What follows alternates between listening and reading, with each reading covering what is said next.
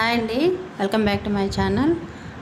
April 27వ తేదీ అత్యంత శక్తివంతమైన రోజు అండి. ఎందుకంటే ఆ రోజు సోమవారం.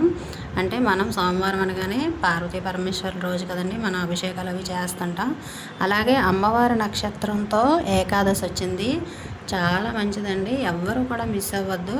అయితే కళ్యాణం కోసం అంటే వివాహానికి ఆటంకాలు ఉన్నవారు ఖచ్చితంగా అమ్మవారిని శ్రద్ధాభక్తులతో పూజించండి. వాళ్ళకైతే మాత్రం మంచి పరిహారం అయితే ఉంది.